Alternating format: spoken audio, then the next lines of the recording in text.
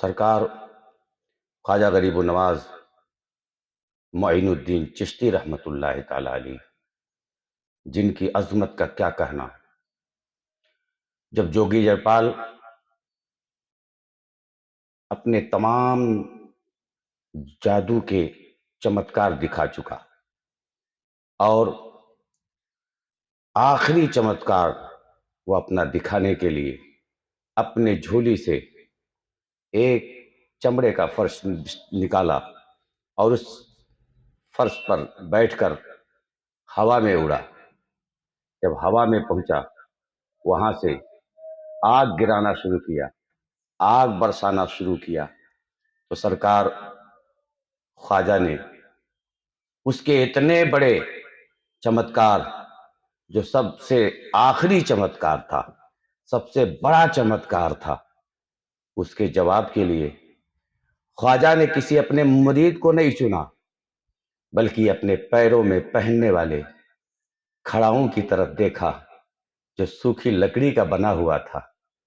کھڑاؤں نے بھی خواجہ کے نظروں کے اشارے کو سمجھا اور ان کے حکم کو پاتے ہی کھڑاؤ ہوا میں نکلا، وہاں پہنچا جہاں جوگی جیپال جہاں سے آگ برسا رہا تھا، اس کے سر پر پڑنا شروع ہوا، اور جب اس کی مار جوگی جیپال کے سر پر پڑنے لگا تو جوگی جیپال پریشان ہو گیا۔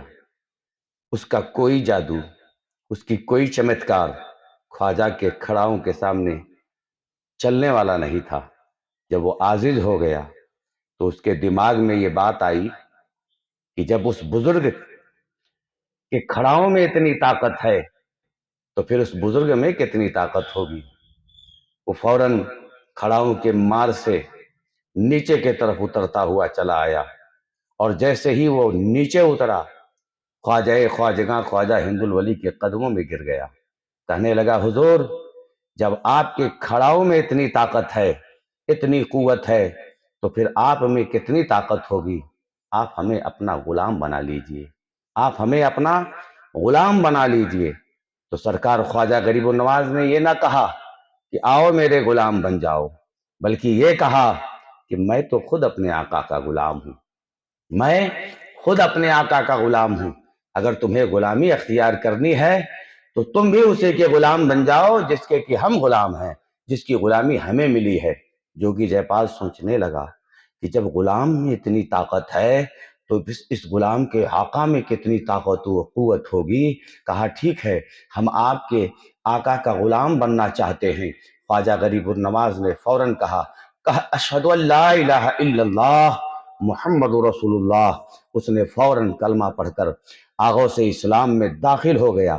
میں نے خاموش زبان سے خواجہ کے کھڑاؤں سے دریافت کیا کہ اے کھڑاؤں، تم میں اتنی طاقت کہاں سے آ گئی؟ تو کہنے لگا کھڑاؤں نے اپنی خاموش زبان سے کہ اے سوال کرنے والے، مجھ میں کوئی طاقت نہیں ہے، اور جو بھی مجھ میں طاقت آئی ہے وہ سرکار کے طلب مبارک خواجہ غریب النواز معین الدین چشتی رحمت اللہ تعالی علیہ کے طلبے کے چومنے کی برکت سے حاصل ہوئی ہے۔